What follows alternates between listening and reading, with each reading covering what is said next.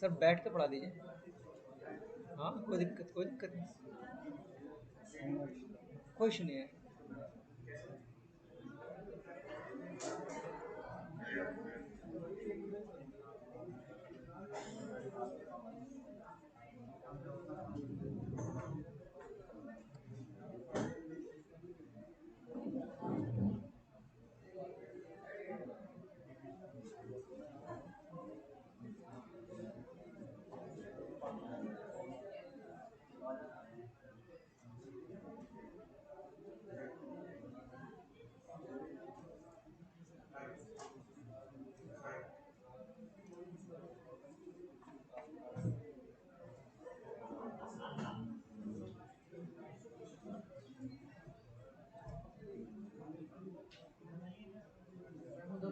बोलवा।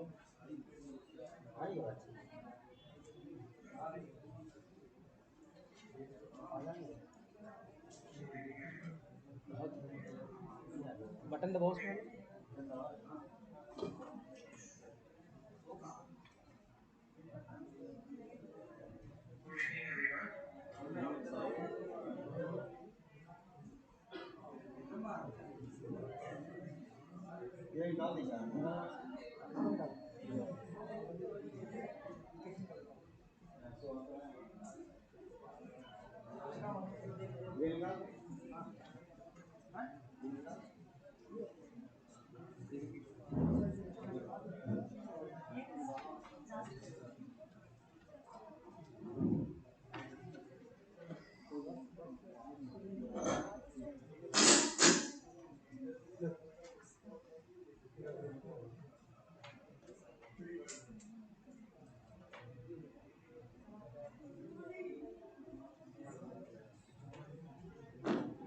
Hello.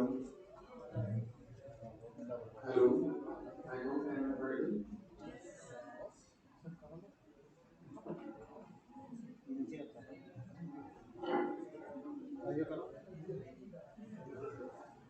I am Samir Chauhan, Assistant Professor at Atal Bihari Vajpayee School of Legal Studies at Chhatrapati Sahuji Maharaj University, Kanpur. Today, I have a lecture discussion on this topic of sex selection and decline in child sex ratio under the this one preconception and prenatal diagnostic technique prohibition of sex selection act 1994. Before moving on to the provisions under which we will discuss how this act regulates and how this act reduces the chances of sex selected and abortions related to sex selections, let's discuss as well as learn why the need was felt for such an act in its early years. We all know, and since we are the law students, we have discussed as well as sometimes at some point of time learned about the legal history.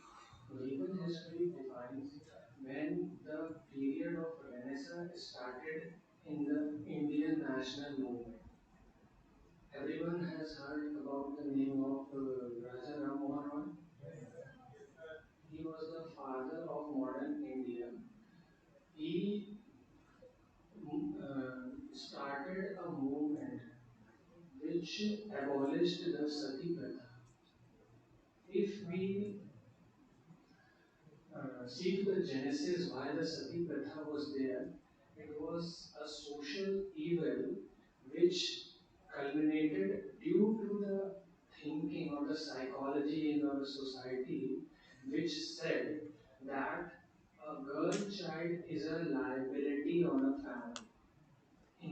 initial years, and our society was not so economically developed, when in those days the girl marriage and the liability of the taking care of a girl was considered a burdensome procedure to the parents who bore a girl child.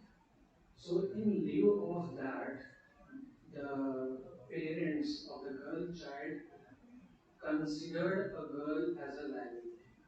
When this psychology um, gained prominence in later years, this resulted in very heinous crimes such as female infanticide, female killing, female genital mutilation, as well as some other categories of female related offenses. The declining sex ratio in child sex ratio is also an extension of such psychology. We all know that crime, as per definition, consists of an act as well as a mental element. The act itself is not a crime unless it is accompanied by a guilty mind. Such guilty mind has the genesis in respect of the psychology and the surroundings in which the criminal has developed, as well as he has learned his way of living. This means that a criminal always has some prior negative experience due to which he has culminated into such a criminal act. Therefore, in our criminal justice system, the prominence is given to the guilty mind for making a person liable for an act. There are some exceptions where the guilty mind is not a necessity, but they are only mere exceptions. The General Provisions say that a criminal act must be accompanied by a guilty mind. So, if we see this offense of female infanticide, this has resulted in the declining sex ratio. I hope everyone is clear about what do you mean by sex ratio. Can anyone get?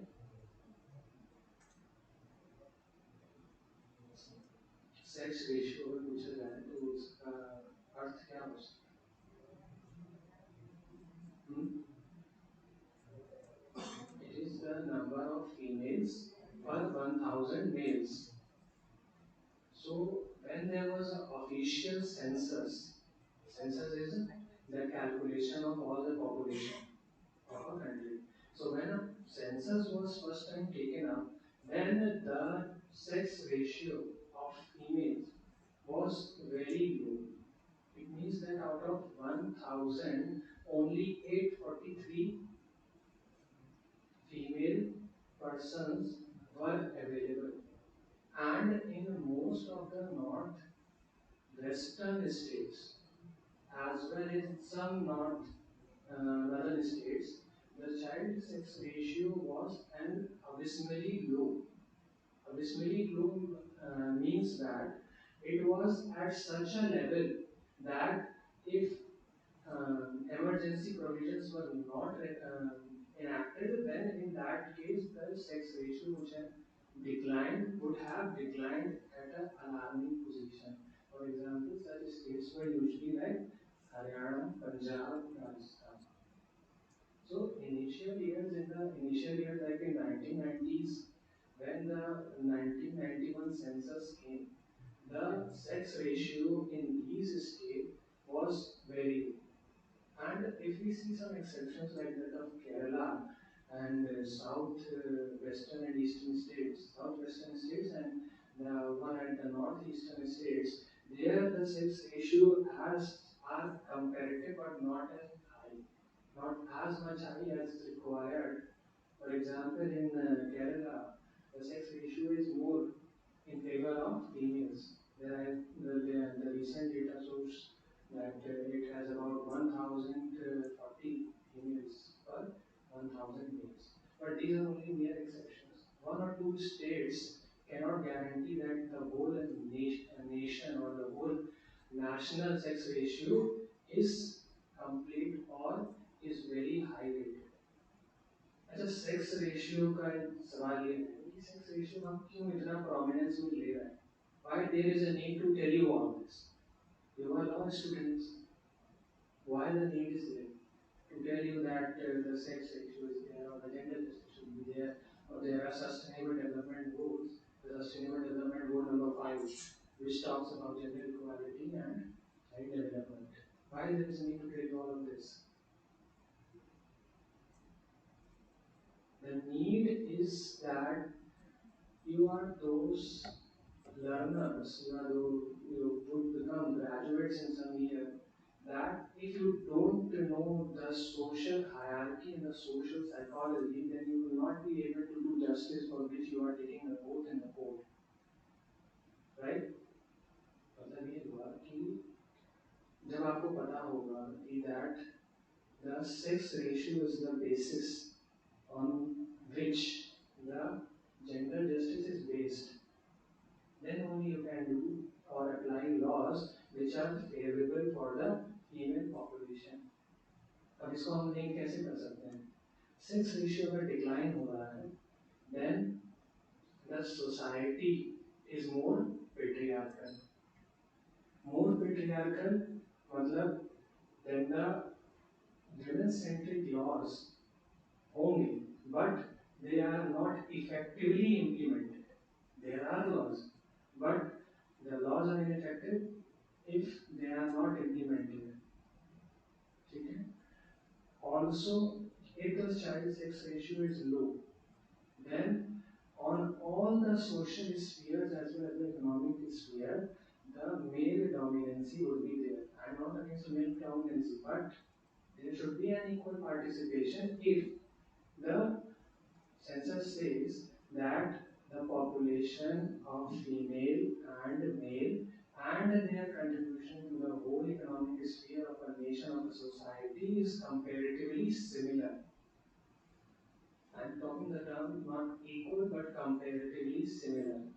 They are contributing to the society in a similar fashion as a man is contributing to the society or the societal perspective. So this declining sex ratio helps to create in our minds that the need is felt for the equally and effective implementation of the gender specific laws. They may be for the purpose of females or they may be gender neutral. I'm not dwelling into that, but the gender justice principles and laws should be effectively implemented. The second point is that the cases like that of domestic violence, the cyber frauds or cyber offenses against women, the effective implementation as well as regulation as well as prevention of these offenses should also be there. अगर ये child sex ratio समानांतर स्थिति पर आ जाता है, then it would be possible that the young generation or the new generation will be able to effectively implement the societal principles in an equal manner. और equal manner में होने से economic prosperity is guaranteed. For example, do you know what are the Nordic countries? आप लोगों ने indexes देखे होंगे, current affair अगर देखते हैं, हैप्पीनेस इंडेक्स है, प्रॉस्पेरिटी ह्यूमन डेवलपमेंट इंडेक्स है, ये सब इंडेक्सेस के बारे में सुना है? ये सब इंडेक्सेस में usually Denmark, Finland, Sweden, like these are Nordic countries, they are at the uppermost of the northern hemisphere. They usually hold the highest rank. They are at the top 5, top 10 positions. Why is that? Gender equality के respect में ले लीजिए, democratic principles को uphold करने के respect में ले लीजिए, फ्रीडम ऑफ प्रेस के रिस्पेक्ट में देख लीजिए, इकोनॉमिक प्रॉस्पेरिटी के रिस्पेक्ट में देख लीजिए, these countries hold the primary positions. Why is that? because the society is more open there. There is not a dominance of a individual gender. These countries have a higher standard of living.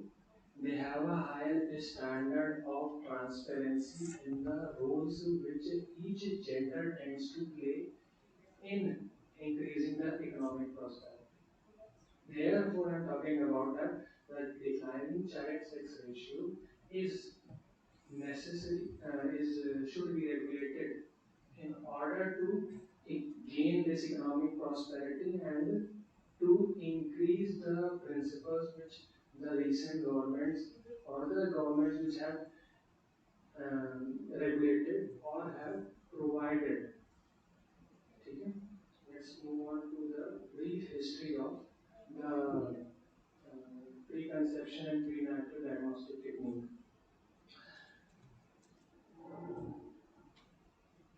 Before this act was enacted, the main reason which culminated into this act, or the main reason behind which, due to which this draft was made to bring this act, was the 1991 census.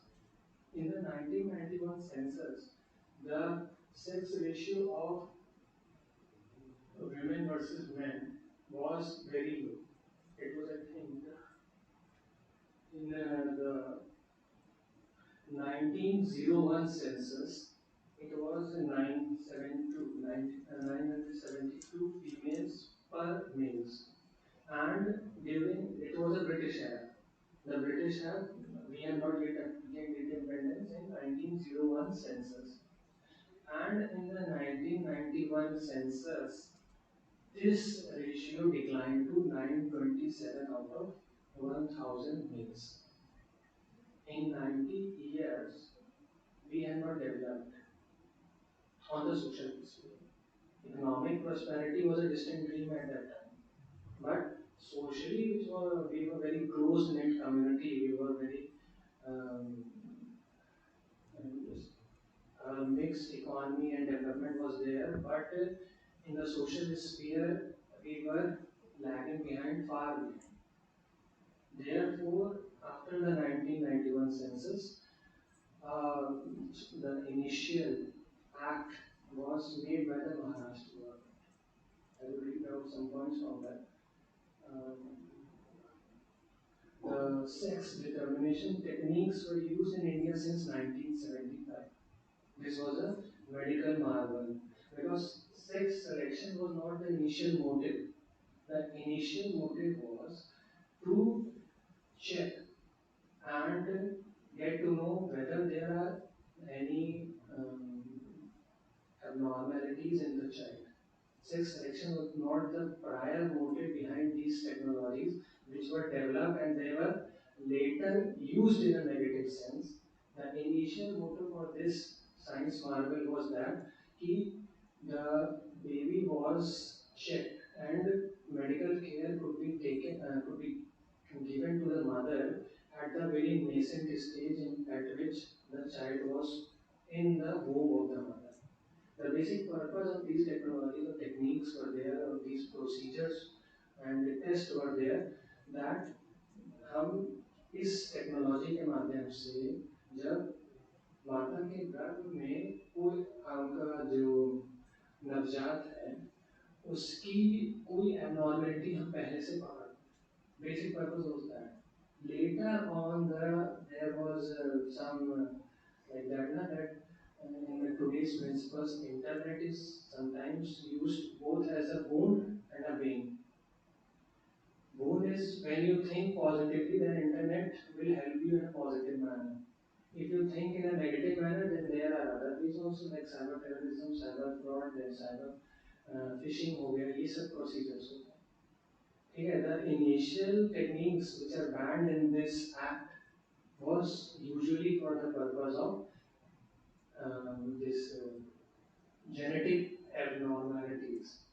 Genetic abnormalities को पहले से पकड़ पाए, उनको सुधार पाए, और साथ ही अगर वो जेनेटिक एबनॉर्मेलिटीज सुधर नहीं पा रही है during the process, then proper counselling as well as proper aid could be given to the mother to be, होने वाली माँ को कुछ साइकोलॉजी और कुछ मेडिकल एड देकर उसको आगे की परिस्थितियों के लिए तैयार करने के लिए ये टेक्निक्स अप्लाई की गई। पर धीरे धीरे इनका सदुपयोग की जगह दुरुपयोग बढ़ गया, इसलिए ये एक्ट या this act was formulated in order to protect the females. इसका मतलब ये नहीं है कि I am shifting the whole onus on the men, that they are primarily focused। and आगे चल के मैं एक दो केस भी डिस्कस करूंगा जिसमें the male and the female are both equally responsible for this sex selection, sex selected abortions of females। So this is a gender neutral law in the sense that it penalizes the one who advertises as well, the one who conducts the test as well, and it also penalizes the parents, whether it is the mother or the father. They both are penalized. In this sense, I could say that this is a true gender neutral law in which the sole purpose is the protection of a child on the basis of a sex selected abortion। The moving further on, this act was not by its name in the initial act. The initial act was based on the Maharashtra Government's Act, which was called as Maharashtra Government Prenatal Diagnostic Technique Act। This was the first act which was promulgated by a state government। Later on, when the central government thought that this was an act which was necessary at the whole pan-India level, then it was made as a central legislation as Prenatal Diagnostic Technique Regulation and Prevention of Misuse Act in 1994। This act was made in 1994, but it was enacted in 1996। We will take this point at your notebook. And focusing on some writing also, please note down some points as well, because this has two purposes. First of all, those who are appearing or want to practice as an advocate in the courts, then this act is necessary in cases of domestic violence as well as if a particular case under this act cover। आप इससे भी points लेकर अपनी practice में that कि जब domestic violence का cases होता है तो 80% या 70 से 80% cases are first is dowry and second one is a female child. ठीक है, so those who are about to practice then focus on the primacy and the provisions of this act, and for those who are appearing for judicial services exams, if you have the update of the present syllabus, then this act has been included in the general knowledge section as well as in the mains as well। So you have to give primacy to this act, and as well as if an international law student or want to study for academics, then at an international level, the Sustainable Development Goal number 5 of the United Nations also says about gender equality। So this act itself states that India has signed as well as ratified। I hope everyone knows the meaning of sign and ratification of international instruments। Signing is simply signing the document on the date the treaty is formed. But when you make similar laws which enforce the provisions of the international instruments, then it means that you have ratified that international instruments in your national legislation or municipal legislation। Okay? So it is an extension or it is a culmination that that India as a nation is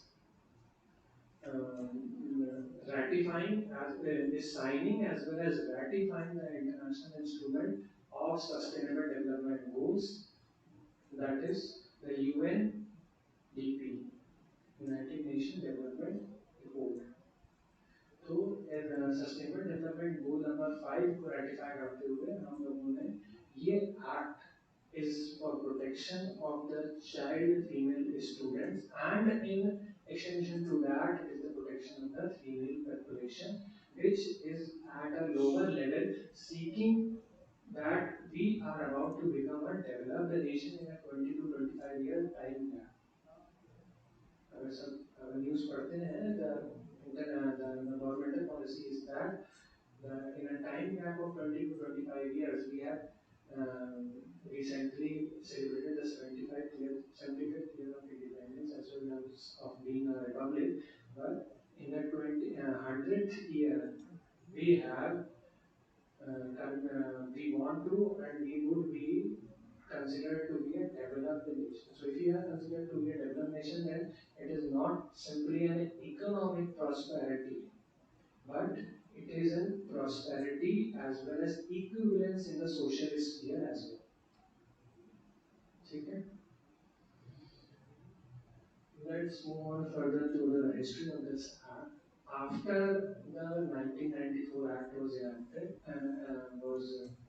enacted in the year 1996 later, a further amendment was made in 2003. And the present act, that is the Preconception and Prenatal Diagnostic Technique Prohibition of Sex Selection Act 1994, was named in that amendment only. The addition of the name was made in the 2003 amendment. Was a question arises that since on prenatal diagnostic techniques were already regulated and monitored in the 1994 Act. So why was there a need to amend it, and also to amend it and to exemplify or add on certain words like preconception, and why there was a need कि 2003 का amendment हुआ. So before this, I would like to stress on a theme that in the 1994 Act, the procedure that was penalized, जिसके ऊपर जिनको liability arise की जाती थी, it was basically when the child was in the womb of the mother. The child has come into existence. सबने transfer of property act पढ़ा? किसी ने पढ़ा? ट्रांसफर ऑफ प्रॉपर्टी एक्ट में नियम है कि ट्रांसफर इंटरवाइलस होता है बिटवीन लिविंग पर्सन्स. सिंपल. अब क्या कभी जैसे नाना हो गए, दादा हो गए, तो कोई गर्भवती स्त्री होती है तो उसके नाम पर भी कुछ गिफ्ट दे देते हैं. तो gift is a transfer. You all know that. This transfer is valid because it is in the name of the mother who is bearing the child. But can that maternal uncle or maternal father or paternal father, can he transfer that gift or property to the child in the womb of the mother? Whether it would be a valid transfer?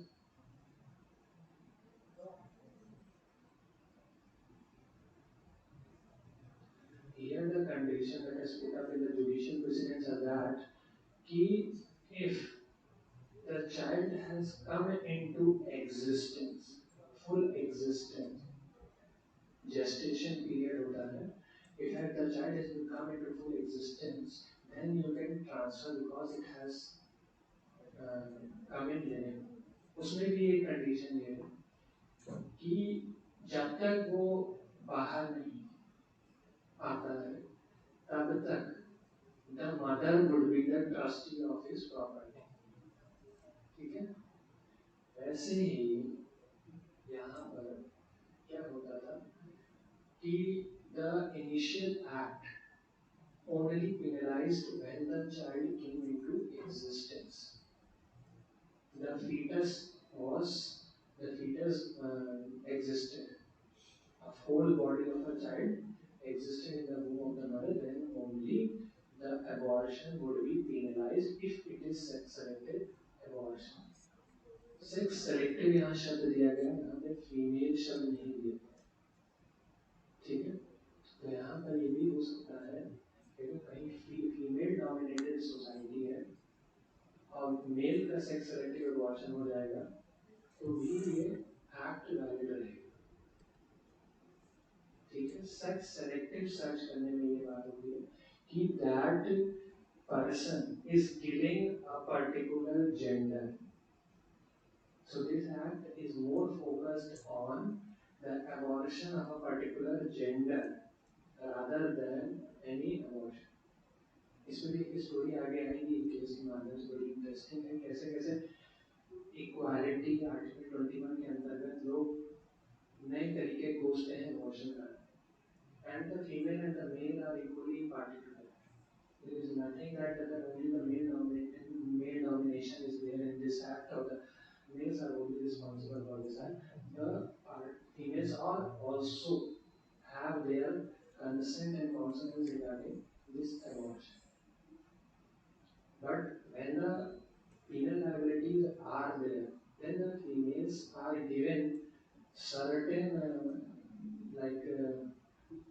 exceptions, because usually the society of Indian culture has male dominance. वहाँ पे mails को थोड़ा सा ज़्यादा penalize किया जाता है, वो चीज़ fact to fact case to case basis पर अलग अलग हो सकती है। ठीक है। So the primary need of the amendment of the 2003 in this act was felt because the initial जो penalize किया गया था प्रोसीजर, वो प्रोसीजर था कि जब the child came into existence in the womb of the mother. But since the technology advanced, this ultrasound technology, or it is called ultrasonography, this technology took samples of DNA and some other procedures which are like this chronic villus sampling or amniotic fluid.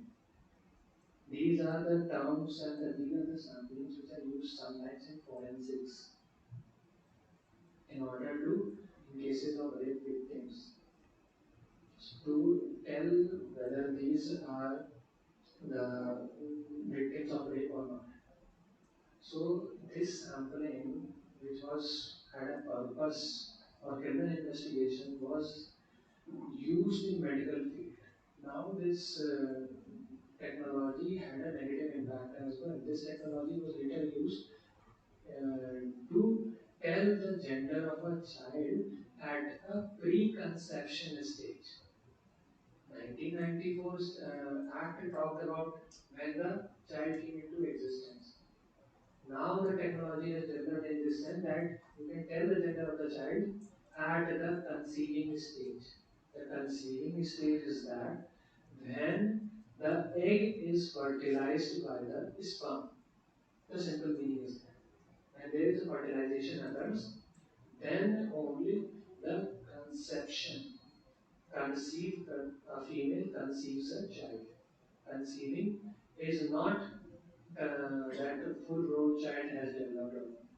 Conceiving means when the fertilization process has completed. So, in this stage, the present technology can tell the gender of the child. So, the 2003 amendment regulated, controlled, and made stricter regulations for the sale, storage, and usage of these devices, which are combinedly termed under the main purpose of ultrasonography. जो ultrasound हम लोग common language में कहते हैं, ये नई technology develop हुई यही 2003 के अमेंडमेंट के बाद से। It was debarred from indiscriminate usage. Without authorized usage, you cannot do it.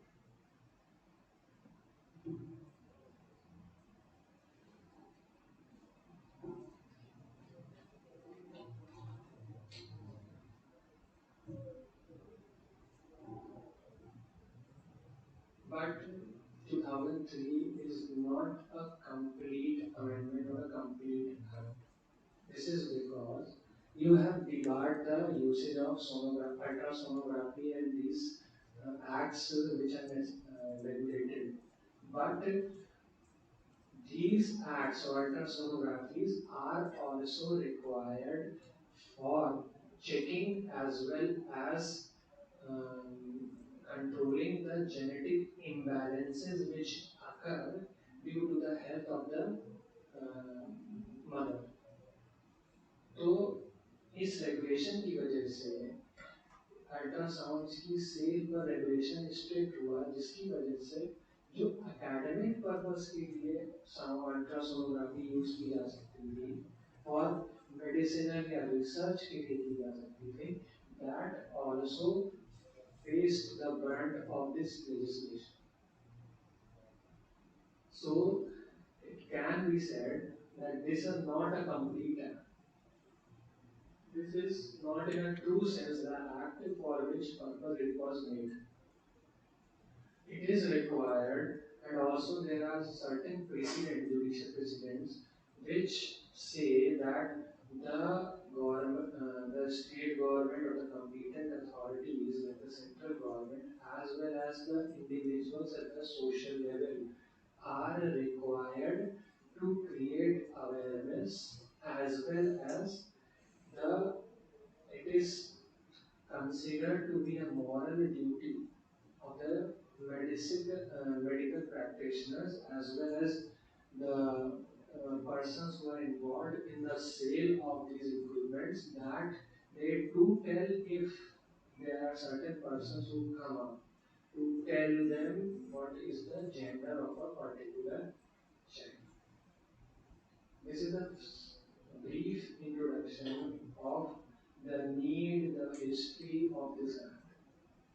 This act, although it regulated the female child sex ratio and it has resulted in certain victories in mainly in the northern regions like Punjab and Haryana, but a lot is still to be done.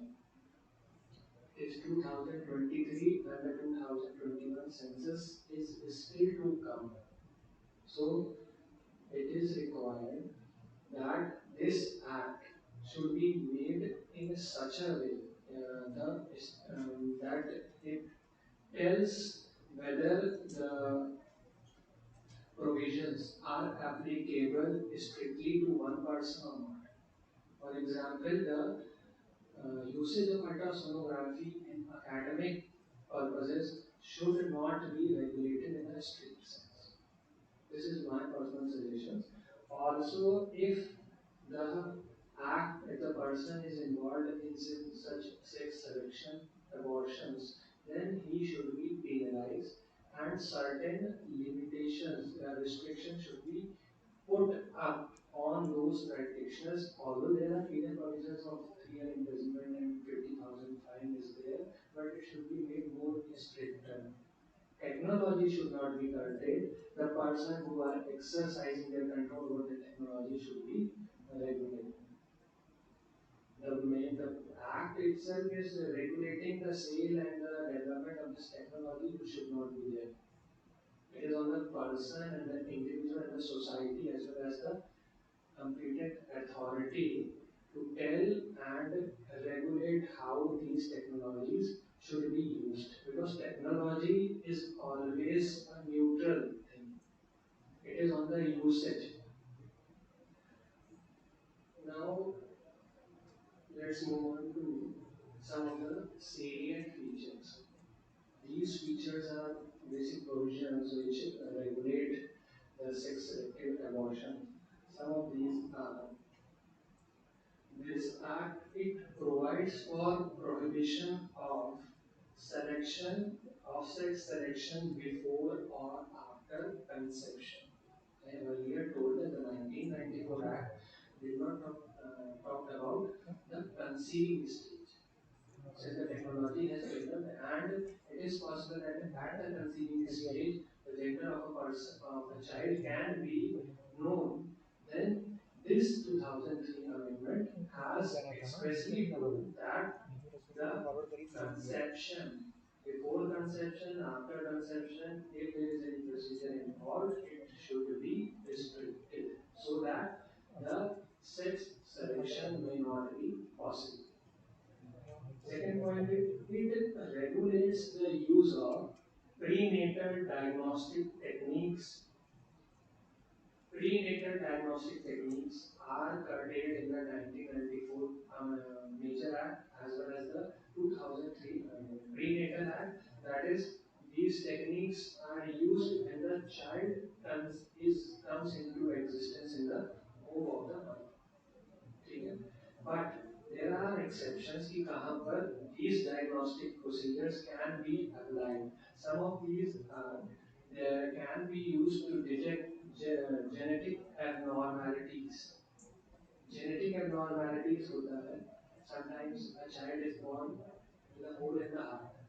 These are genetic abnormalities. Second one is metabolic disorders. Metabolic disorders are like sometimes the child is everyone have known, they have learned from the 10th biology that the child in the womb of the mother gains its nutrition from the umbilical cord.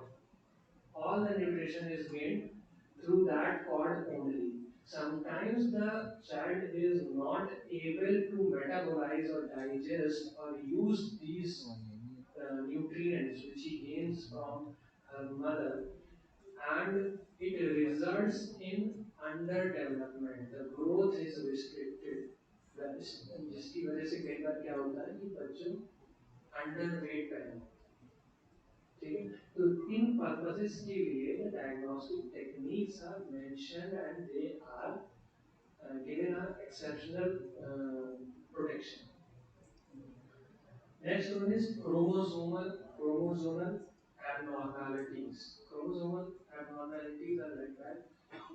Sometimes there are disorders in the um, mother and the father. Mother and father की कुछ chromosomes में दिक्कत होने की वजह से वो चीज पास ऑन हो जाती है to the child. These procedures are therefore regulated. This act also talks about a central supervisory board, which is to be constituted by the government under Section 7 to review and monitor and implement the act and rules made there. The Central Supervisory Board is the primary authority which talks about that how this act would be culminated or regulated and how the monitoring process will take place.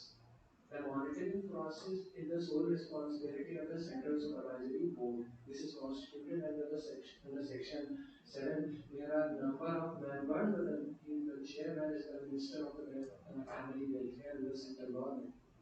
So if we see that if the constitution of the supervisory board has its members from the upper strata of the central ministry as well as from the local governments as well. They have women representatives. These are the certain facets of the central supervisory board. They regulate, monitor, and they have the power to take action if they see or they get a complaint in a suo motu manner from anyone. The central supervisory body can take action in respect of the provisions which are contained in this act. There is also complementary prenatal and diagnostic rules which also tells the procedures and what legal actions can be taken by the central supervisory board as well as the state supervisory board as well. The next, this act criminalizes non-maintenance of medical records by obstetricians and gynecologists, and also for the suspension of medical license. The suspension of medical license can be is the sole authority of the Medical Council of India, but this act is an exception to the Medical Council of India rules. It says that if you are इसमें जो पाए जाते abortion में आपके hospital का कोई भी procedure apply किया गया है, कोई भी मशीन यूज की गई है, and a person from a doctor from a hospital is culpable for that offense, then the act itself says that it would recommend as well as ensure that the medical license of that person or that medical practitioner is terminated in a very short duration. This is a very strict provision in that. Furthermore, it mainly exemplary focus on the record maintaining procedure. It is a unique act in this sense.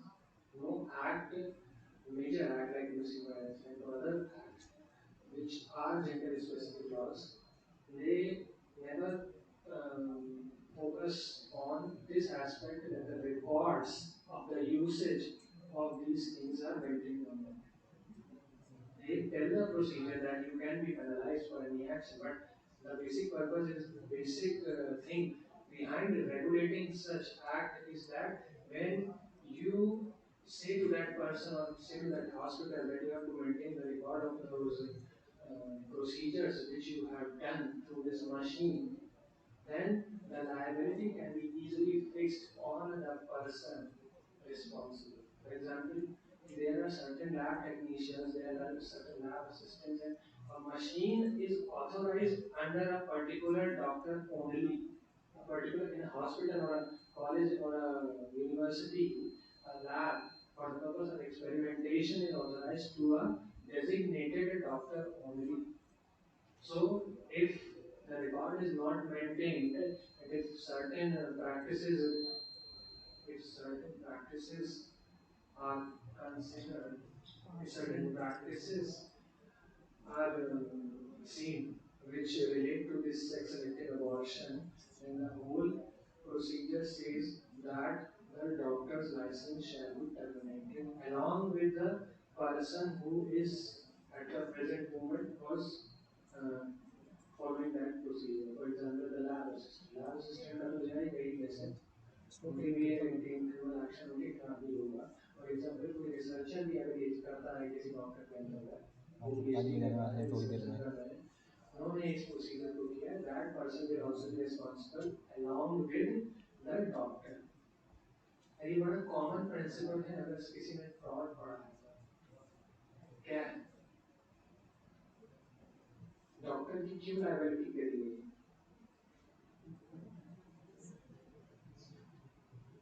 is it vicarious liability?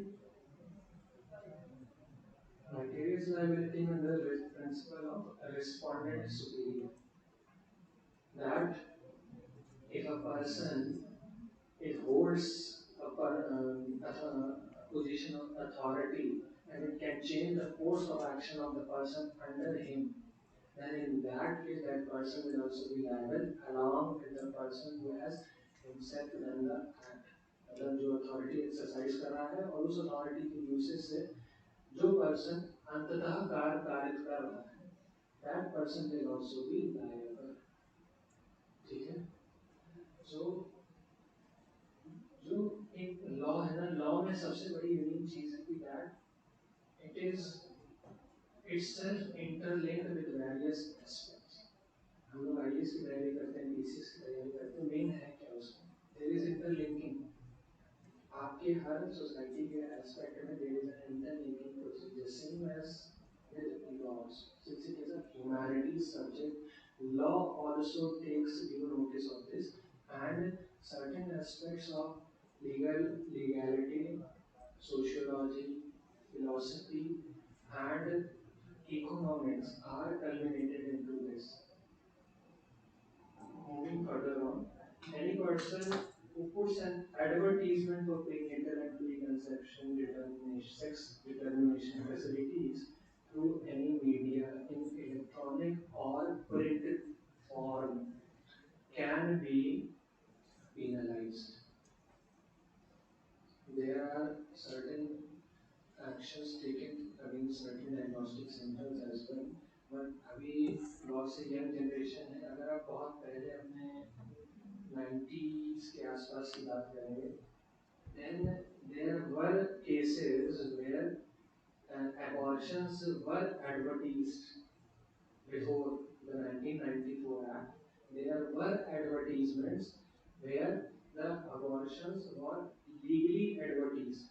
Not इतने बड़े banner और social media में नहीं हो रहा था, but कई बार doctors public sphere में पता होता है कि आप यहाँ चले जाइए abortion हो जाए before the era before the 1994 Act. So this act also penalized the advertisement in this form as well. उस वक्त शुरुआत में तो कहा जाता था कि प्रिंट मीडिया की वजह से की तरफ से ही की तरह से आप कर सकते हैं एडवर्टीजमेंट वो उसे पेनलाइज कर रहे हैं, बट नए अमेंडमेंट के हिसाब से इलेक्ट्रॉनिक मीडिया में भी अगर आप इस चीज़ का एडवर्टीजमेंट कर रहे हैं दैट पर्सन और hospital can reduce abortion only abortion not sex selective भी नहीं अगर लिख रहे हैं एबॉर्शन भी लिख रहे हैं then it gets penalized under this.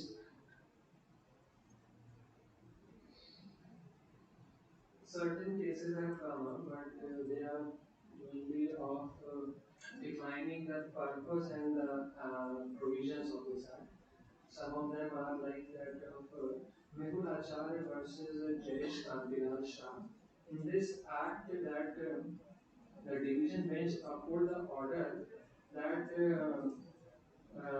2012 this PCPNDT Act was valid and it does not violate any legal principles.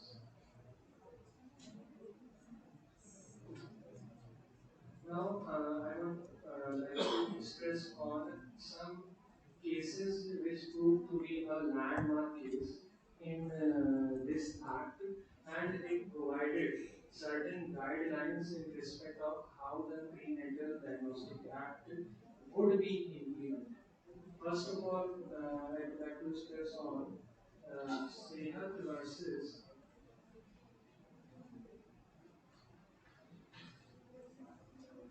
this act, Sehat and others versus Union of India. It gave directions under the judgeship of Honorable Justice Shaw, which defined what are the duties of the appropriate authority, what are the duties of the central government. Is my voice not audible or you have lost interest in the subject?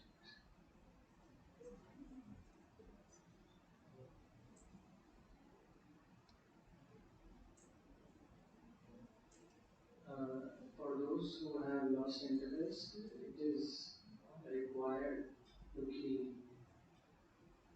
पढ़ इसीलिए रहे हो कि आगे शादी करना आगे से ज़्यादा ऐसे हैं और ये सब प्रोविजंस और थ्योरीज आपके दिमाग में आते हैं जब सोसाइटी के प्रिंसिपल्स आपके आसपास रहते हैं कि that you have to be a child, that you have to take the responsibility of a family as a unit. When you exist as a family, you are a single unit. No other person is responsible for the acts which you do. Then these provisions help you a lot, especially for the boys students. They become learned, but they don't apply their learning in the real life. They tend to become misogynist. So think properly on this and be a good.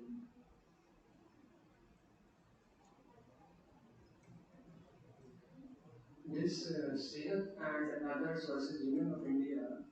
In this, the court under the leadership under the Honorable Justice Shahji had give directions to the central government that it should create awareness campaigns. It should provide the persons, individuals गांव गांव जाकर आप awareness campaign create करिए, apply करिए, जिससे लोगों को पता चले कि what is sex selective abortion and what is not.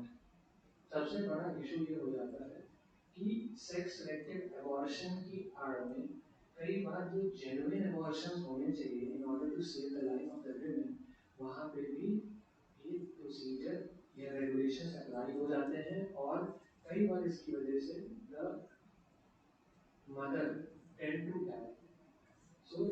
necessity that the government should make provision that what is sex-selective abortion and what is not.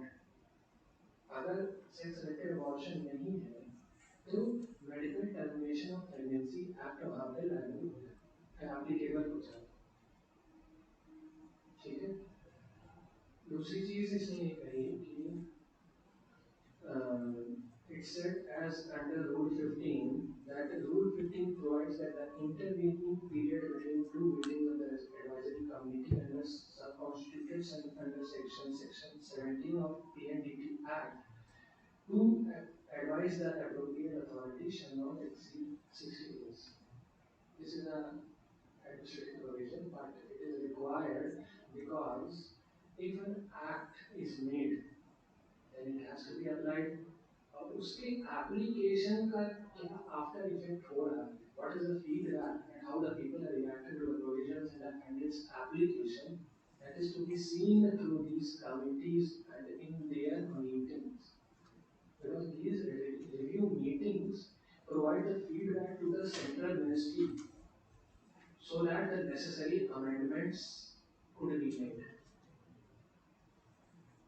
Therefore, it is required that the advisory committees as well as these review meetings should have been taken in the proper requisite time period, and a continuous feedback mechanism should be developed so that the necessary changes to this act could be made in a time-bound manner. This case also gave the directions to the Central Supervisory Board. Although it gave a lot of power, this act itself gave powers to the Central Supervisory Board, but some of these were exemplified by this judicial precedent, in which it stated that the Central Supervisory Board shall review and monitor the implementation of this act. Here, the Central Supervisory Board will work in consonance with the advisory committee. The monitoring process can be done only when the implementation of the act is seen, how much cases are taken up and how much cases are completely finally completed and a report has been submitted. So the Central Supervisory Board will work hand in hand with the advisory committee when the reports come and the reports are finally submitted. The Central Supervisory Board will give a feedback to the advisory committee, and the advisory committee will then take up the matter and provide a minute-to-minute procedure as well as how the act could be made more effective. हम effectiveness की बात हम इसलिए कर रहे हैं क्योंकि 2000 के बाद का जो अमेंडमेंट है उसमें भी अभी कमियां हैं. It proved, yeah, it provided a blanket ban on the procedures related to ultrasonography, although it created some exceptions like that of genital abnormalities or chromosomal abnormalities, but these are not itself defined to the point that they are in a lacuna. There are certain explanations which need to be done, and they are done by judicial precedents only. So, learning from these judicial precedents, the advisory committee as well as the Central Supervisory Board will work hand in hand so that an effective act could be made in a due manner. The unique चीज जो दी गई है Central Supervisory Board, the Central Supervisory Board shall issue directions to all state or union territories, and they have to furnish quarterly reports to the Central Supervisory Board about the survey of bodies is specified in section 3 of that, registration of the bodies. These are merely how many institutes or medical institutes are working on in your zonal area. ये आपके पास ये data होना चाहिए. The Central Supervisory will give directions to the state government as well as the union territory government that you have to maintain the records of the medical institutes which are using these ultrasonographies as well as other advanced technologies और mapping genetic abnormalities, उनका एक data रखा जाएगा, how many of them are registered and how many of them are presently working, और whether there is an action, अगर कोई शिकायत होती है then whether an action has been taken against the action, अगर लिया गया है तो action के complete आखिरी फाइनल रिपोर्ट तक गया है कि नहीं है, all these should be एक ड्राफ्ट करके the report shall be presented to the central supervisory board. Central supervisory board will further move on to this to advisory committee.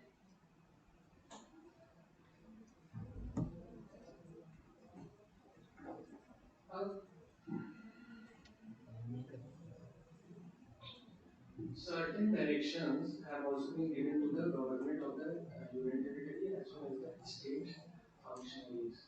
They must publish the appropriate authorities. The government should publish in their official gazette what are the other appropriate authority to monitor and implement this act in their stable specific areas. For example, central supervisory board अभी sitting नहीं है, वहाँ से तो सब चीज़ें implement हो नहीं सकती, सो वहाँ पर रेगुलेशन करने के लिए they will direct the union territory of the state government, and the state government will appoint certain functionaries which will give these powers, so that they, when any penal action is to arise, then they can take action in a swift manner.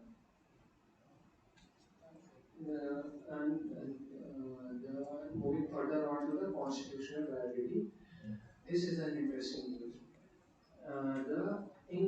We know the Sony versus Union of India. This was a unique case that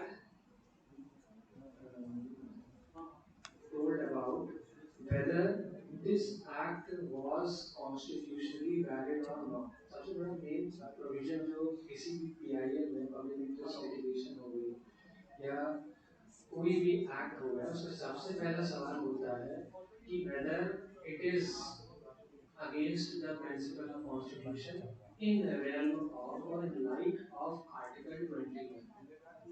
Article 21 is the one and all article in the constitution where every PIL seeks the claim. Though in Vinod Soni versus Union of India, in this case, a very interesting argument was further developed. In this case, it was held that it is the fundamental right of personal life and liberty that a parent has full role as well as constitutional right to choose their child. The point which was an argument which was carried out by the plaintiff was that under Article 21 we have full personal life and liberty. We have the right to live free and a dignified manner. They applied this provision on the situation of sex-selected abortion. They said that it is our right कि हम किस gender के बच्चे पैदा करते हैं and किस gender के ना।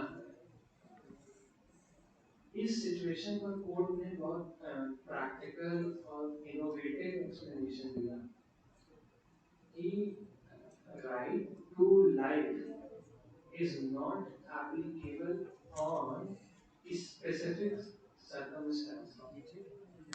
It is applicable in a generalized manner.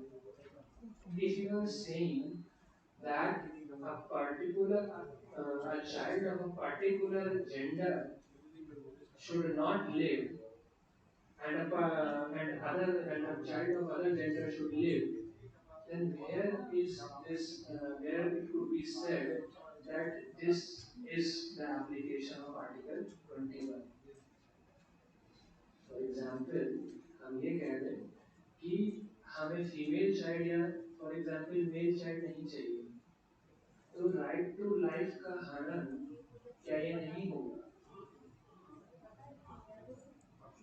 these both parents said that we have the inalienable right to discuss and choose which gender child we would have.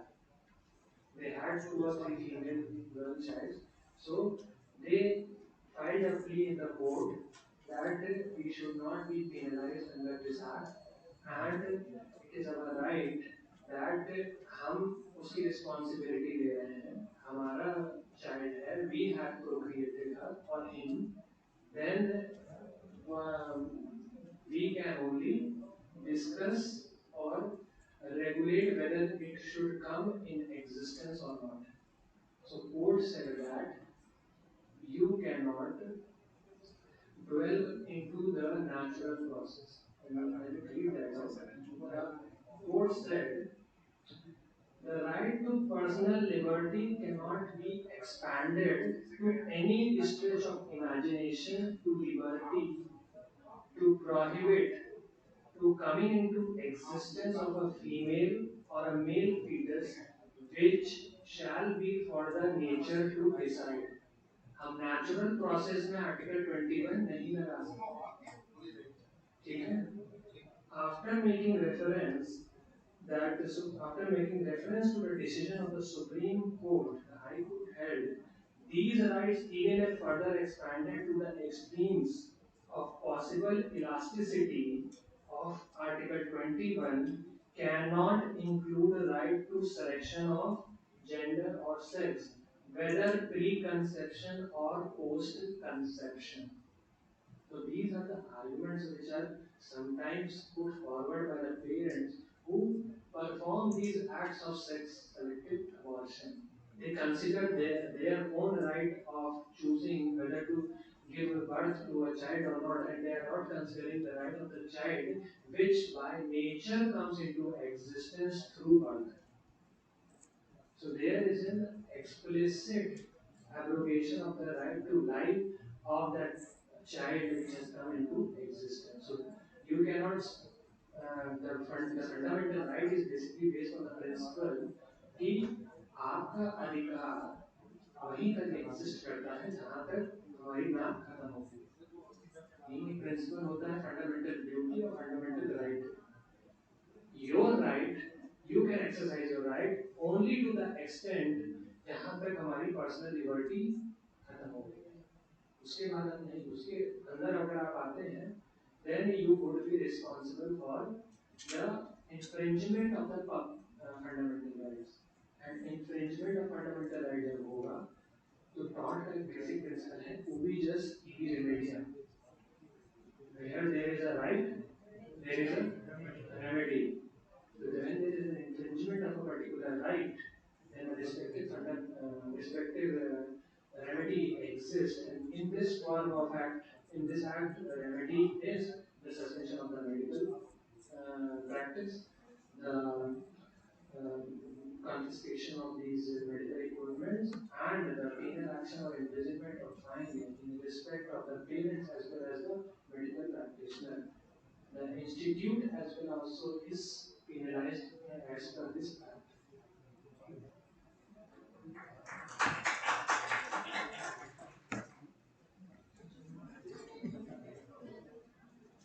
In this a unique case also came up in a writ petition which was filed under Article 226, Mr. Vijay Sharma and others versus Union of India. It was a very unique case, and in this a married couple had two female children, and they wanted to have a male child. So they said that we would that they were very technical in the sense they said that medical termination of pregnancy act allowed abortion, and prenatal and preconception and prenatal diagnostic technique act it disallowed abortion. So as per right to equality, Article 14 and the application of the principle of sui generis. They are of a general. The argument was that these both acts were of general nature, of the same nature. So they applied the principle of sui generis. Then they said that MRTP Act, the Medical Termination MTPA Act, the Medical Termination of Pregnancy Act allowed abortion. So, as per हमारे पास दो female child already है, हम दो से ज़्यादा afford नहीं कर सकते या रख नहीं सकते हैं, हमें मेल चाइल्ड चाहिए मिनिमम का है, तो हम अपना अबॉर्शन करा रहे हैं MRTP के अंदर, NTP के एक्ट के अंदर. They said कि the abortion must be legalized as per the principles of medical termination of pregnancy. Although they used the procedure which was violating the principles of this Act, Preconception and Prenatal Diagnostic Act, but they said to the court that in our case, medical termination of pregnancy act should be applied. So यहाँ पे जो legal fiction create हुआ, तो court ने यहाँ पर कहा कि medical termination of pregnancy act has a different statement of object. It was made for other purpose, and this act had other purpose.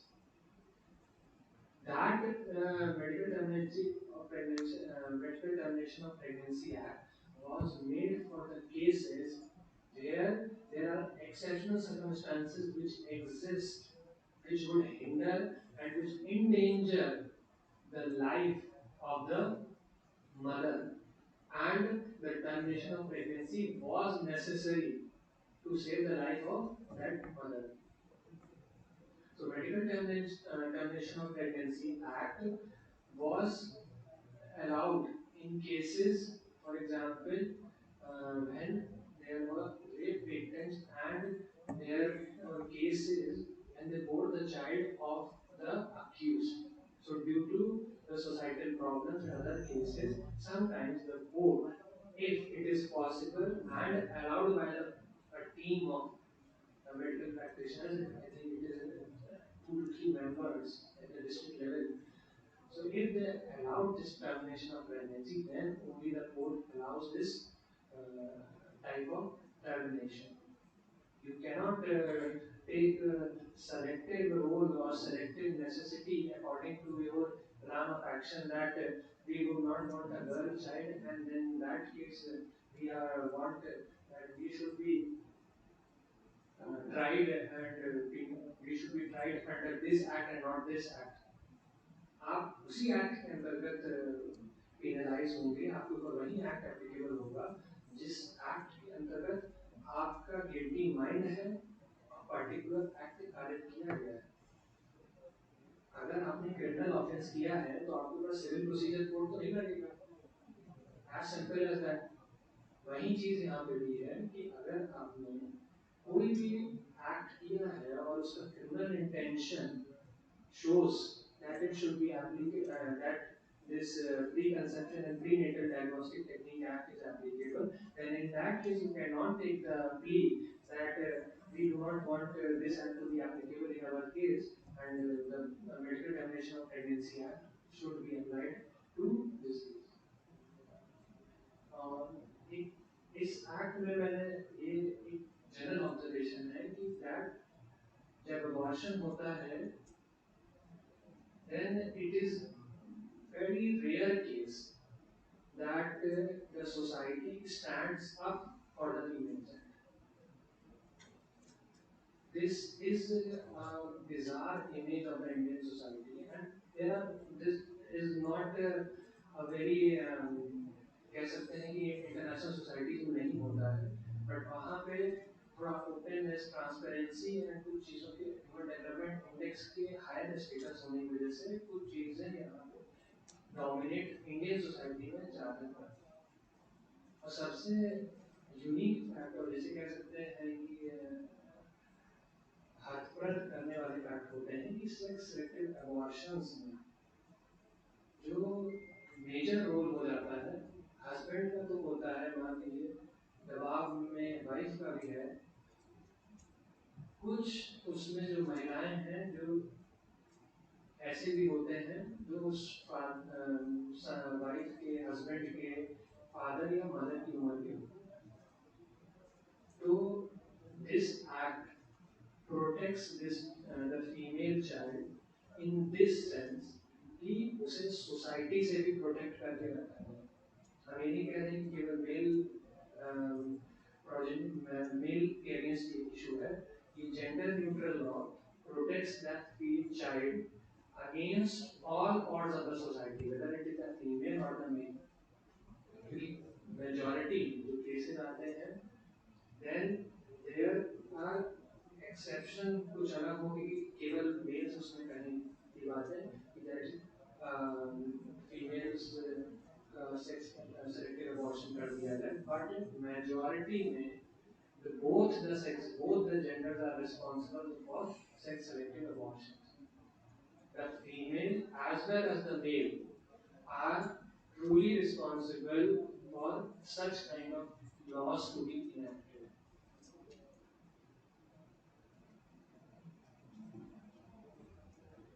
इसके कुछ points मैं आपको बताता हूँ.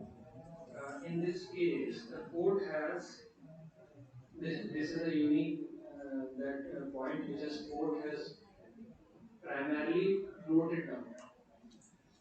This court This court had in this case taken note of a frightening figure showing the sex ratio in various parts of India and expressed its concern for the High Court. And the Supreme Court is aghast by the shocking revelations.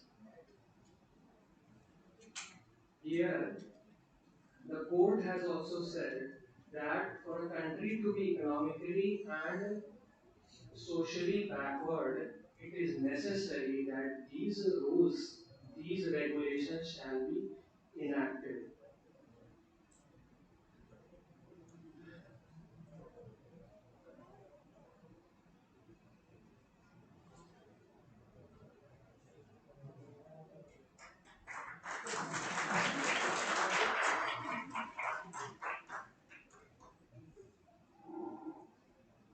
ये तालियां ज्ञान के लिए थी, जल्दी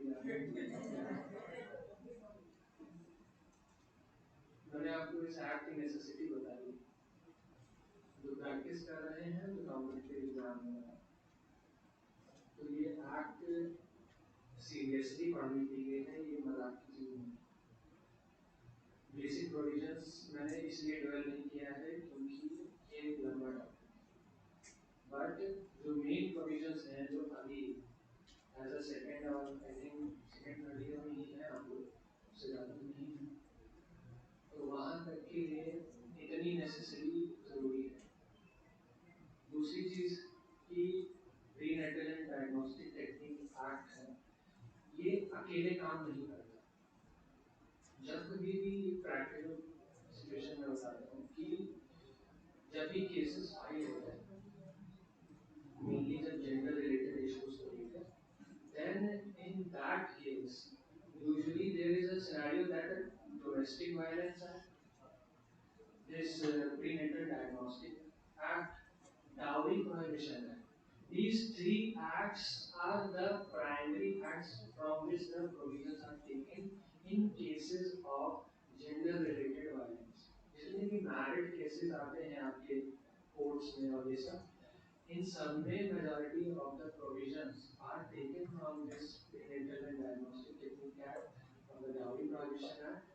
So एक interlinking create होती है कि डाउरी लेना देना आपका सोशल हायरार्की में आपका स्टेटस, आपके जेंडर के रिस्पेक्ट में आपका क्या सोच, and how is the sex ratio in a particular region in which you are residing.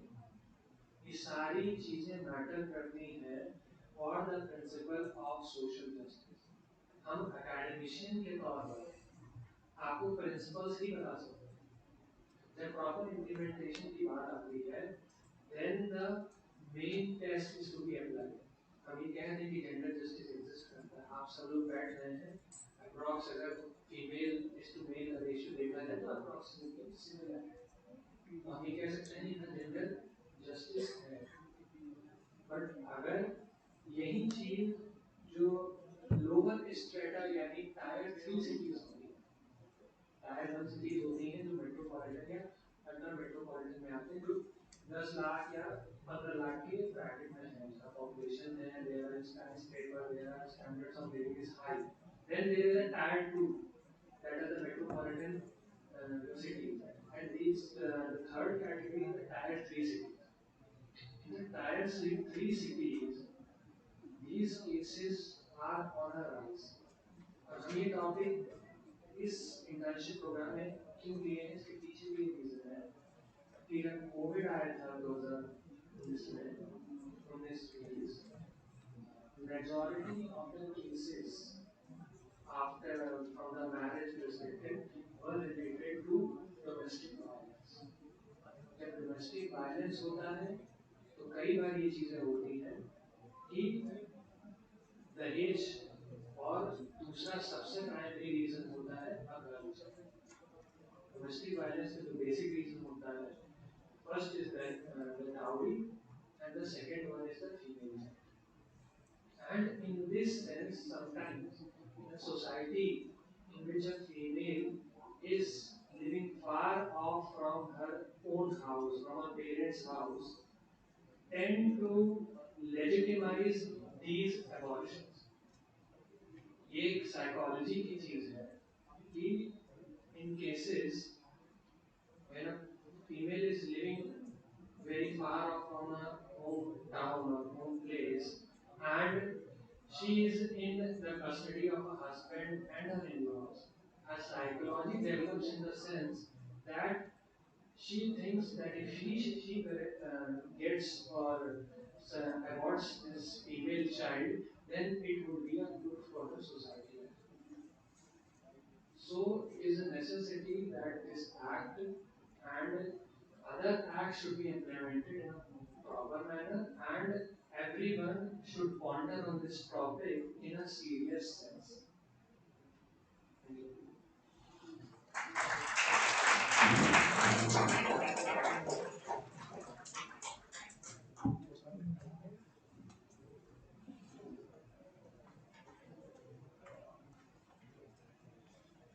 Sunday is also.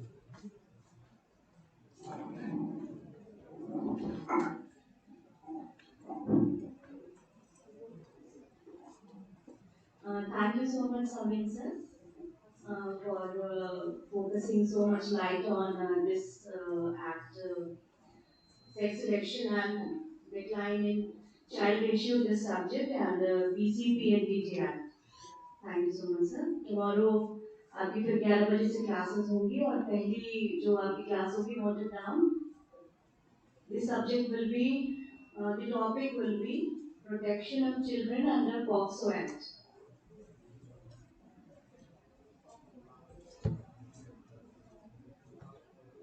Protection of children under POCSO Act. And Pulas Shukla sir will be taking this class. It will commence from 11 a.m.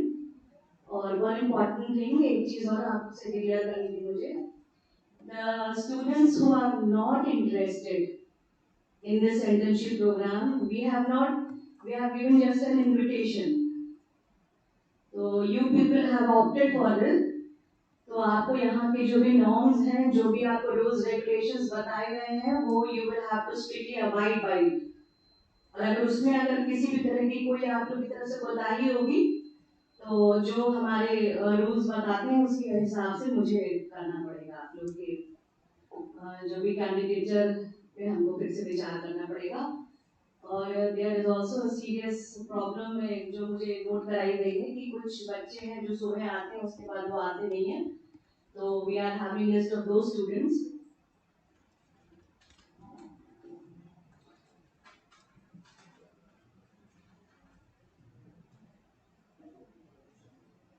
Where is Gaurav Sharma? Is he here? No. Note it down. हमारे पास we have noted it down. Where is Pragati Kapoor?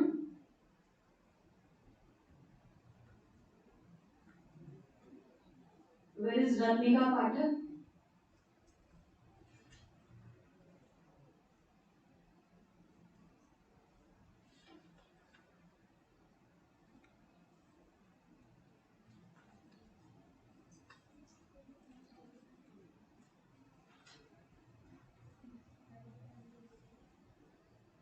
Govind सरम Dwivedi veggie.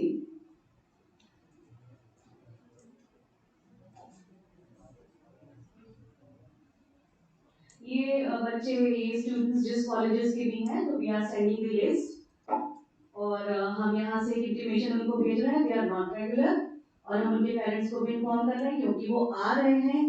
ये एक prestigious एक event चल रहा है, एक तरह का हमारा इनिशिएटिव है to teach you people, to give you knowledge, overall exhaustive knowledge about a subject or a topic or something like that, जिससे आप जो है भविष्य में आपका करियर बिल्डिंग में आपके सहायक हो. तो if you people are not interested तो आप बता दीजिए उसमें, तो फिर हम उसके साथ अकॉर्डिंगली आपके जो भी एचओडीज हैं उनसे हम बात कर लेंगे. और अगर आप यहाँ आ रहे हैं, यहाँ पे आपकी प्रेजेंस नहीं है किसी भी क्लास में, पोस्ट लंच सेशन में या प्री लंच सेशन में, तो वो हम आपकी इंटीमेशन आपके एचओडीज को भी भेजेंगे. We are having the phone number of the students, हम उनके पेरेंट्स से भी बात करेंगे. This will be viewed very seriously. तो सो